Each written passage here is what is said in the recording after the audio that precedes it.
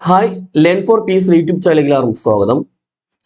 നമ്മളിന്ന് ഇക്കഴിഞ്ഞ ദിവസം നടന്ന ഒരു ഡ്രൈവർ പരീക്ഷയുടെ, അതായത് driver grade 2 HDV ex servicemen ഉള്ളിൽ, പിന്നെ ഡ്രൈവർ ജനറൽ, ഫോറസ്റ്റ് ഡ്രൈവർ എന്നീ പോസ്റ്റുകളിലേക്കായിട്ട് ഒരു പരീക്ഷ നടക്കുകയുണ്ടായി.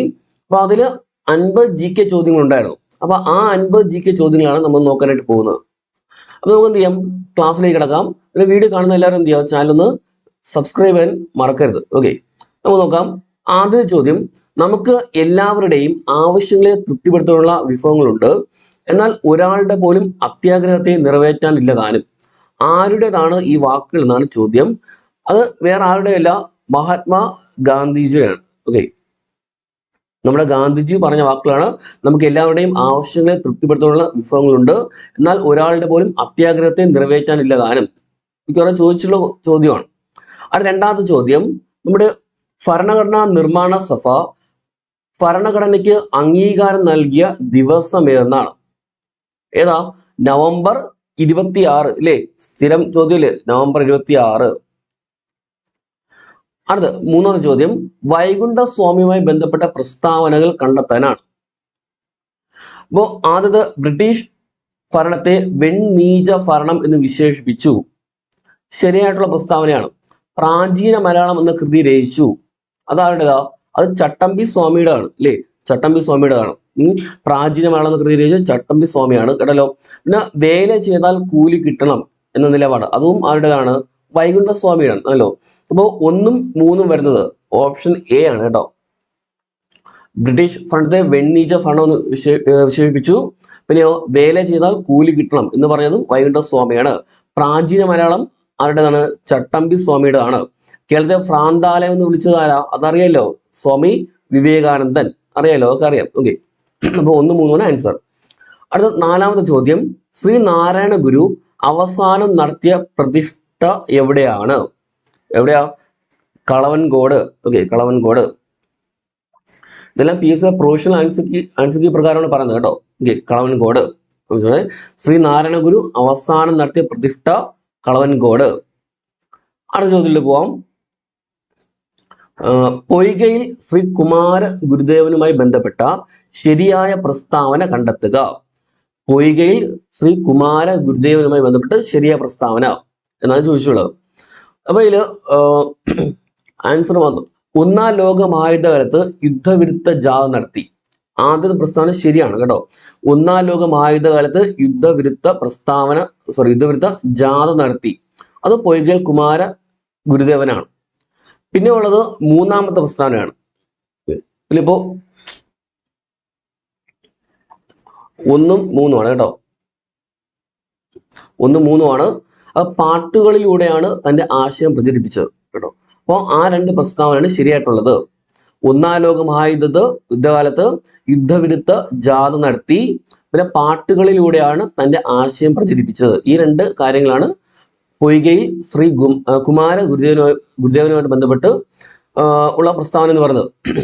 അപ്പൊ അടുത്തത്: ആധുനിക കാലഘട്ടത്തിൽ കേരളത്തിൽ പ്രവർത്തിച്ചിരുന്ന മിഷനറി സംഘങ്ങൾ ഏതൊക്കെയെന്നാണ്?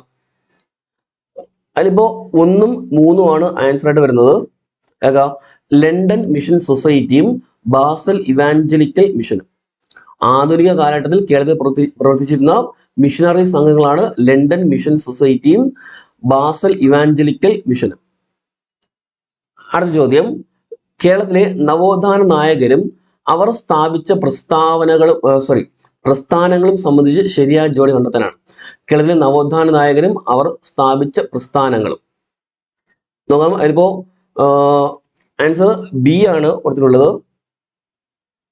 ശരിയായിട്ടുള്ളതെന്ന് നോക്കിയപ്പോ 1-ാമത്തെ ഡി ആണല്ലോ. അതായത് വക്കം അബ്ദുൽ ഖാദർ മൗലവി. ഏതാ? കേരള മുസ്ലിം ഐക്യ സംഘം. കേരള മുസ്ലിം ഐക്യ സംഘം വക്കം അബ്ദുൽ ഖാദർ മൗലവി. അത് അയ്യങ്കാളി. ഏതാ? സാധുജന പരിപാലന യോഗം. വൈകുണ്ഠ സ്വാമിയോ? സമത്വ സമാജം. ശ്രീനാരായണ ഗുരുവോ? ആ പേരുണ്ട്, ശ്രീനാരായണ ധർമ്മ പരിപാലന യോഗം, SNDP ഇല്ലേ? ഓക്കെ, കിട്ടുമല്ലോ. എളുപ്പമുള്ള ചോദ്യമാണ്. അടുത്തത്: 1940 ജൂലൈ 31-ന് ഇന്ത്യൻ സ്വാതന്ത്ര്യ സമരവുമായിട്ടുള്ള ബന്ധം ഏതാണെന്ന് ചോദിക്കുന്നത്. 1940 ജൂലൈ 31 ഇന്ത്യൻ സ്വാതന്ത്ര്യ സമരവുമായിട്ട് ഉള്ള ഒരു ബന്ധമാണ് ചോദിക്കുന്നത്. അത് ഉത്തരം സി ആണ്. ഉദ്ധം സിംഗിനെ വധശിക്ഷയ്ക്ക് വിധേയനാക്കി.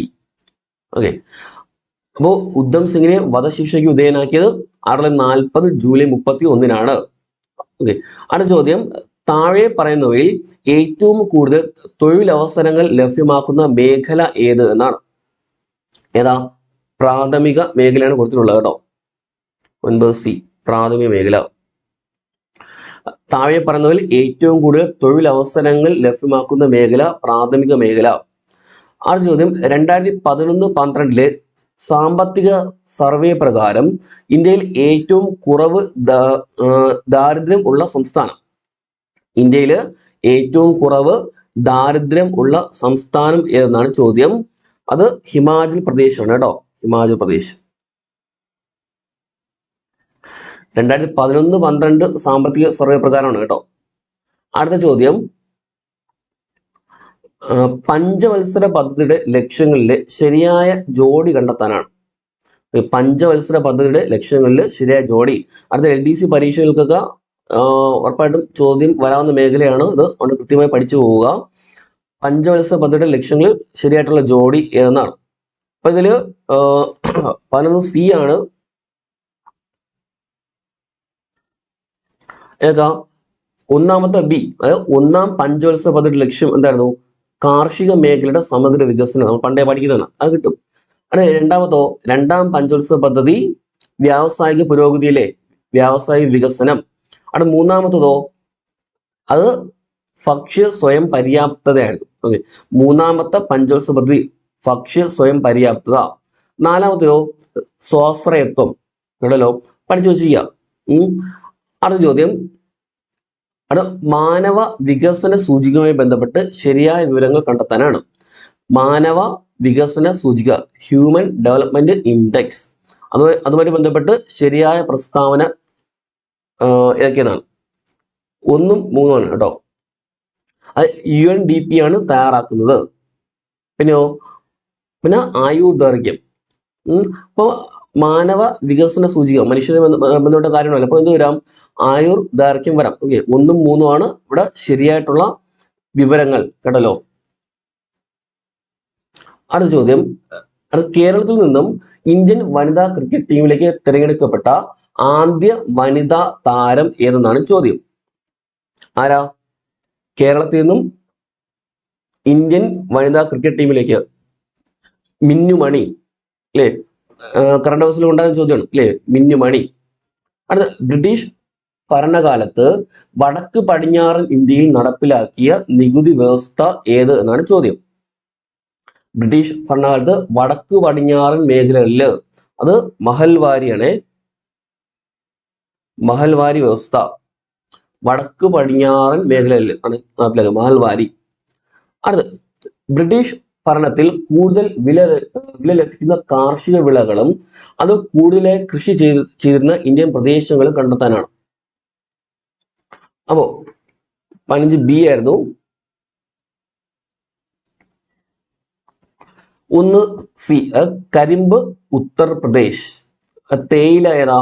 D ആസാം. ചണം ബംഗാൾ. ഗോതമ്പോ പഞ്ചാബ്. ഓക്കെ, ഇത് വലിയ പ്രശ്നം വരത്തില്ല. നമുക്ക് ക്വസ്റ്റ്യൻ പാടാൻ തോന്നുമെങ്കിലും നമുക്ക് എന്ത് ചെയ്യാം, അത്യാവശ്യം ഓപ്ഷൻ വെച്ച് നമുക്ക് എടുക്കാൻ പറ്റുന്നത് കരിമ്പ് ഉത്തർപ്രദേശ് ആണ്, അറിയാം. തേയില ഏറ്റവും കൂടുതൽ ആസാമിലല്ലേ, ആസാം. ചണം ബംഗാള്, അതും അറിയാം. ഗോതമ്പ് പഞ്ചാബ്. നമുക്ക് എന്ത് ചെയ്യാം, അത്യാവശ്യം കറക്റ്റ് കുത്താൻ പറ്റുന്ന ചോദ്യമായിരുന്നു കേട്ടോ. ഓക്കെ, അടുത്ത ചോദ്യം 16ാമത്തത്, ഇന്ത്യയിൽ ഇലക്ഷൻ കമ്മീഷനുമായി ബന്ധപ്പെട്ട് ചുവടെ ചേർന്ന പ്രസ്താവനകളിൽ ശരിയായിട്ടുള്ളത് എന്നാണ്. ഇവിടെ 4ാമത്തെ മാത്രമാണ് D. ഓക്കെ, ഇലക്ഷൻ കമ്മീഷനുമായിട്ട് ബന്ധപ്പെട്ട് ശരിയായ പ്രസ്താവന എന്നാണ്. അത് വോട്ടർ പട്ടിക തയ്യാറാക്കുന്നു കേട്ടോ. വോട്ടർ പട്ടിക തയ്യാറാക്കുന്നു, അത് ഇലക്ഷൻ കമ്മീഷനുമായി ബന്ധപ്പെട്ടതാണ്. കേട്ടല്ലോ. അടുത്ത ചോദ്യം, ഭാഷാടിസ്ഥാനത്തിൽ സംസ്ഥാനങ്ങൾ രൂപീകരിക്കുന്നതിന് ശുപാർശ ചെയ്ത കമ്മീഷൻ ഏതാണ്? ഏതാ? സംസ്ഥാന പുനഃസംഘടനാ കമ്മീഷൻ അല്ലേ? ഫസൽ അലി ചെയർമാനായിട്ടുള്ള സംസ്ഥാന പുനഃസംഘടനാ കമ്മീഷൻ കേട്ടല്ലോ. അത് നാട്ടുരാജ്യങ്ങളുടെ സംയോജനത്തിൽ നേതൃത്വം വഹിച്ചത് ആര് എന്നാണ് ചോദ്യം. ആരാ? സർദാർ വല്ലഭായ് പട്ടേൽ. അറിയാലോ, സർദാർ വല്ലഭായ് പട്ടേൽ. അദ്ദേഹവും വി പി മേനോനും ചേർന്നല്ലേ. ഓക്കെ, സർദാർ വല്ലഭായ് പട്ടേൽ. അടുത്ത്, സ്വാതന്ത്ര്യത്തിന് ശേഷം ഇന്ത്യ ഏത് രാജ്യത്തു നിന്നാണ് പഞ്ചവത്സര പദ്ധതി എന്ന ആശയം സ്വീകരിച്ചത്? അത് അറിയാവുന്ന ചോദ്യമാണ്. സോവിയറ്റ് യൂണിയൻ അഥവാ റഷ്യ അല്ലേ. പഞ്ചവത്സര പദ്ധതി സ്വീകരിച്ച് സോവിയറ്റ് യൂണിയൻ. അടുത്ത്, ഓപ്പറേഷൻ ഫ്ലഡ് ഏതുമായി ബന്ധപ്പെട്ടിരിക്കുന്നു? ഏതുമായിട്ട്? ധവള വിപ്ലവം ഇല്ലേ, പാലുമായി ബന്ധപ്പെട്ട ധവള വിപ്ലവം. വർഗീസ് കുര്യനൊക്കെ അറിയാലോ. അടുത്ത, താഴെ കൊടുത്തിട്ടുള്ളവയിൽ മൗലിക അവകാശം അല്ലാത്തത് ഏത്? ഒരുപാട് പ്രാവശ്യം റിപ്പീറ്റ് ചോദിച്ചാണ് അല്ലേ. ഏതാ? സ്വത്തവകാശം ഇല്ലേ, സ്വത്തവകാശം ആണല്ലോ മൗലികാവകാശം അല്ലാത്തത്. അത് 2002 86 ഭേദഗതിയിലൂടെ നമ്മുടെ ഭരണഘടനയിൽ ഉൾപ്പെടുത്തിയ മൗലിക കർത്തവ്യം ഏത്? 2002 86 ഭേദഗതിയോടെയാണ്. ഓക്കെ, ഏതാ? ഒന്നാമത്തെ ഒന്ന് മാത്രം. അത് 6 മുതൽ 14 വയസ്സ് വരെയുള്ള കുട്ടികളെ വിദ്യാലയത്തിൽ അയക്കേണ്ടത് രക്ഷിതാക്കളുടെ കടമയാണ്. അത് മാത്രമേ ഉള്ളൂ കേട്ടോ. 2002 86 ഭേദഗതിയിലൂടെ ഉൾപ്പെടുത്തിയത് 6 മുതൽ 14 വയസ്സ് വരെ കുട്ടികളെ വിദ്യാലയത്തിൽ അയക്കേണ്ടത് രക്ഷകർത്താക്കളുടെ കടമയാണ്. അടുത്ത 23ാമത്തെ ചോദ്യം. ഭരണഘടനാ നിർമ്മാണ സഭയുടെ ഡ്രാഫ്റ്റിംഗ് കമ്മിറ്റി ചെയർമാൻ ആരായിരുന്നു? ഡ്രാഫ്റ്റിംഗ് കമ്മിറ്റി ചെയർമാൻ ആരാ? BR അംബേദ്കർ അല്ലേ, BR അംബേദ്കർ. ഓക്കെ. അടുത്ത ഇന്ത്യൻ ഭരണഘടനാ ഭേദഗതി ചെയ്യാനുള്ള അധികാരം ആരിൽ നിക്ഷിപ്തമാണ്? അതായത് നമ്മുടെ കോൺസ്റ്റിറ്റ്യൂഷൻ അമെൻമെന്റ് ചെയ്യാനുള്ള അധികാരം ആരിലാണ് ഉള്ളത് എന്നാണ് ചോദിച്ചിട്ടുള്ളത്. അത് പാർലമെന്റ് ആണ്. ഓക്കെ, പാർലമെന്റ് ആണ്. പാർലമെന്റ് കേട്ടല്ലോ. അടുത്ത, ഇന്ത്യൻ ഭരണഘടന എഴുതി തയ്യാറാക്കിയത് ആര്? ഇന്ത്യൻ ഭരണഘടന എഴുതി തയ്യാറാക്കിയത് ആര് എന്നാണ്. ഇവിടെ ഇപ്പോ PSC 25B ആണ് കൊടുത്തിട്ടുള്ളത്. നമ്മുടെ ഭരണഘടന നിർമ്മാണ സഭ കേട്ടോ തയ്യാറാക്കിയത്. വ്യക്തിയല്ല ഉദ്ദേശിച്ചുള്ളത് ആ ഒരു ഇതാണ്. ഓക്കെ, അപ്പോൾ ഇന്ത്യൻ ഭരണഘടന എഴുതി തയ്യാറാക്കിയത് ഭരണഘടന നിർമ്മാണ സഭ ആണല്ലോ. അടുത്ത്, കേരളത്തിലെ ഏത് ജില്ലയാണ് സമുദ്രവുമായോ മറ്റ് സംസ്ഥാനങ്ങളുമായോ അതിർത്തി പങ്കിടാത്തത്? ഏതാ? കോട്ടയല്ലേ. ഇതൊക്കെ അത്യാവശ്യം ബേസിക് ക്വസ്റ്റ്യൻ ആണ്. സമുദ്ര സാമീപ്യം ഇല്ല, മറ്റു സംസ്ഥാനങ്ങളുമായിട്ടും എന്തില്ല, കോണ്ടാക്ട് ഇല്ല. കോട്ടയം. അടുത്ത, ഇന്ത്യയിലെ റബ്ബർ കൃഷിയുടെ പിതാവ് എന്നറിയപ്പെടുന്നത് ആരാണ്? SID ക്വസ്റ്റ്യൻ ആണ്. John Joseph Murphy. John Joseph Murphy ആണ്. SID ക്വസ്റ്റ്യൻ ആണ് കേട്ടോ. ഇന്ത്യയിലെ റബ്ബർ കൃഷിയുടെ പിതാവ് ജോൺ ജോസഫ് മർഫി. ഏത് ജില്ലയിലാണ് കേരളത്തിലെ ഏറ്റവും വലിയ ശുദ്ധജല തടാകം സ്ഥിതി ചെയ്യുന്നത്? എവിടെയാ? C അല്ലേ, കൊല്ലത്തല്ലേ, കൊല്ലം ജില്ലയിലല്ലേ. ഓക്കെ, കൊല്ലം ജില്ലയിൽ. അറിയാവുന്ന ചോദ്യമാണ്. കൊല്ലം മുതൽ കോട്ടപ്പുറം വരെയുള്ള ദേശീയപാത സ്ഥിരം ചോദ്യം. ഏതാ? നാഷണൽ വാട്ടർവേ 3, ദേശീയ ജലപാത 3. ഇന്ത്യയിലൂടെ കടന്നു പോകുന്ന ഒരു പ്രധാനപ്പെട്ട അക്ഷാംശ രേഖ ഏത്? സ്ഥിരം ചോദ്യം. ഉത്തരായന രേഖ അല്ലെ, ഉത്തരായന രേഖ. അടുത്ത്, സിംഹവാലൻ കുരങ്ങൾക്ക് പേര് കേട്ട ദേശീയ ഉദ്യാനം ഏത്? ഏതാ? Silent Valley. സ്ഥിരം ചോദ്യം, സൈലന്റ് വാലി. അടുത്ത്, അതിരപ്പള്ളി വെള്ളച്ചാട്ടം ഏത് ജലാശയത്തിൽ സ്ഥിതി ചെയ്യുന്നതാണ്? ഏതാ? തൃശ്ശൂരല്ലേ. അപ്പോൾ ചാലക്കുടി പുഴയിലാണ് കേട്ടോ, ചാലക്കുടിയിൽ അതിരപ്പള്ളി വെള്ളച്ചാട്ടം. അടുത്തോ, കേരളത്തിലെ 2ാമത്തെ വലിയ ജലവൈദ്യുത പദ്ധതി ഏതെന്നാണ്? കേരളത്തിലെ 2ാമത്തെ വലിയ ജലവൈദ്യുത പദ്ധതി ഇടുക്കിയാണ്. ഇടുക്കി. അടുത്ത്, ഏത് രാജ്യമാണ് ഇന്ത്യയുമായി ഏറ്റവും അധികം കരാതിർത്തി പങ്കിടുന്നത്? ഇന്ത്യയുമായി ഏറ്റവും കൂടുതൽ കര അതിർത്തി പങ്കിടുന്നത് ഏതാ? ബംഗ്ലാദേശ് അല്ലെ, ബംഗ്ലാദേശ്. അടുത്തോ, ഉത്തര മഹാസമതലത്തിൽ പ്രധാനമായും കാണപ്പെടുന്ന മണ്ണിനം ഏത് എന്നാണ്? ഉത്തര മഹാസമതലത്തിൽ ഏറ്റവും കൂടുതൽ കാണപ്പെടുന്ന മണ്ണിനം ഏതാ? എക്കൽ മണ്ണ്. എക്കൽ മണ്ണ്. പശ്ചിമഘട്ടത്തിലെ ഏറ്റവും ഉയരം കൂടിയ കൊടുമുടി ഏത്? നമ്മുടെ പശ്ചിമഘട്ടത്തില് ഏറ്റവും ഉയരം കൂടിയ കൊടുമുടി ഏതാ? ചോദ്യമില്ലേ, ആനമുടി. ഓക്കെ, അടുത്ത ചോദ്യം. ഇന്ത്യക്കും ശ്രീലങ്കയ്ക്കും ഇടയിൽ സ്ഥിതി കടലിടുക്ക് എന്നാണ്. ഇന്ത്യ, ശ്രീലങ്ക എന്നീ രാജ്യങ്ങൾക്കിടയിൽ ഉള്ള കടലിടുക്ക് ഏതെന്നാണ്? ഏതാ? പാക് കടലിടുക്ക് ഇല്ലേ? പാക് കടലിടുക്ക്. അടുത്ത ചോദ്യം, ഹിമാലയൻ നദി അല്ലാത്തത് ഏതെന്നാണ്? ഹിമാലയൻ നദി അല്ലാത്തത് ഏതാ? കൃഷ്ണ ഇല്ലേ? കൃഷ്ണ. അത് കേരളത്തിലെ ഏറ്റവും വിസ്തീർണം കുറഞ്ഞ ഗ്രാമപഞ്ചായത്ത് ഏത്? ഏറ്റവും വിസ്തീർണം കുറഞ്ഞ ഗ്രാമപഞ്ചായത്ത് വളപട്ടണം. അടുത്ത്, നെഹ്റു ട്രോഫി വള്ളംകളി നടക്കുന്നത് ഏത് കായലിലാണ്? ഏതാ? പുന്നമട കായൽ ഇല്ലേ? പുന്നമട കായൽ. സ്ഥിരം ചോദ്യം ഇല്ലേ? പുന്നമട കായൽ. അടുത്ത്, ജലത്തിലൂടെ പകരുന്ന ഒരു രോഗമാണ് ഏത്? കോളറ ഇല്ലേ? പണ്ട് പഠിക്കുന്നത് കോളറ. ജലത്തിലൂടെ പകരുന്ന രോഗമാണ് കോളറ. അത് പല്ലിലെ ഇനാമലിന് നാശം ഉണ്ടാക്കുന്ന ഏത് ആസിഡാണ് ബാക്ടീരിയ വായിൽ നിർമ്മിക്കുന്നത്?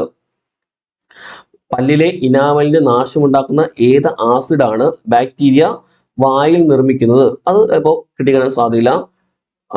ലാക്റ്റിക് ആസിഡ് കേട്ടോ. Okay, lactic acid. എന്നാലും അത്യാവശ്യം പഠിക്കുന്ന ആൾക്കാർ കിട്ടുന്നതാണ്. പല്ലിലെ ഇനാമലിന് നാശം ഉണ്ടാക്കുന്ന ഏത് ആസിഡാണ് ബാക്ടീരിയ വായിൽ നിർമ്മിക്കുന്നത്? Lactic acid.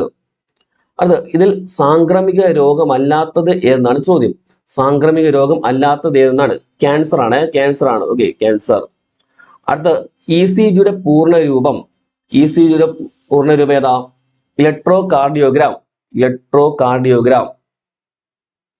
ECG, electro cardiogram.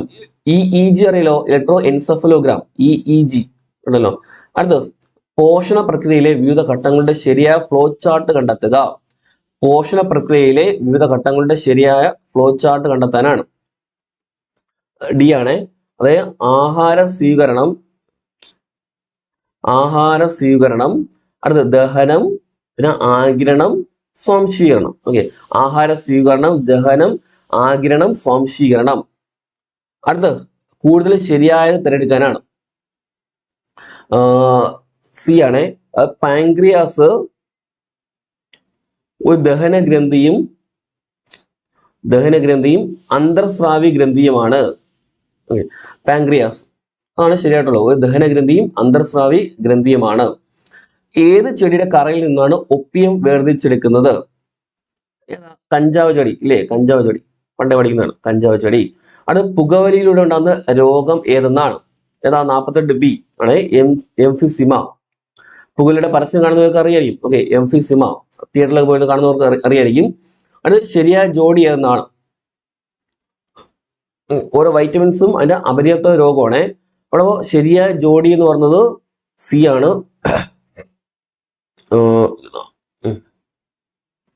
ഒന്നാമത്തെ 3 ജീവകം എ നിശാന്തത അറിയാലോ? ജീവകം എ നിശാന്തത. ജീവകം ബിയോ ബെറിബെറി. ജീവകം സിയോ സ്കർവി. ജീവൻ ഡി ആണെങ്കിലോ റിക്കറ്റ്സ് അഥവാ കണ അല്ലേ? റിക്കറ്റ്സ് അഥവാ കണ. ജീവൻ ഡി. ചിലപ്പോൾ 4-മത്തെ രക്തം കട്ടപിടിക്കാൻ, അതായത് വൈറ്റമിൻ കെ ആണ് കേട്ടല്ലോ. രക്തം കട്ടപിടിക്കാൻ സഹായിക്കുന്നത് വൈറ്റമിൻ കെ ആണ്. ഓക്കെ, ഓർമ്മിച്ചോണേ. അപ്പൊ ലാസ്റ്റ് ചോദ്യം, ശരീരത്തിലെ രോഗപ്രതിരോധ സംവിധാനം ഒരുക്കുന്ന രക്തകോശങ്ങൾ ഏതൊക്കെയെന്നാണ്? ഏതാ? ശ്വേതരക്താണുക്കൾ. ഓക്കെ, അപ്പൊ ഇത്രയാണ് 50 GK ചോദ്യങ്ങൾ. ബാക്കിയൊക്കെ വെഹിക്കിളുമായി ബന്ധപ്പെട്ട കാര്യങ്ങളാണ്, നമുക്കത് വേണ്ട. അപ്പൊ ഈ 50 GK ചോദ്യങ്ങൾ എന്ത് ചെയ്യുക? ജസ്റ്റ് പഠിച്ചു വെച്ച് ചെയ്യുക കേട്ടല്ലോ. ഓക്കെ, അപ്പൊ വീഡിയോ ഇഷ്ടമായാൽ എന്ത് ചെയ്യുക? ലൈക്ക് ചെയ്യുക. പിന്നെ കാണുന്ന എല്ലാവരും എന്ത് ചെയ്യുന്നു? സബ്സ്ക്രൈബ് ചെയ്യുക. Okay, thank you.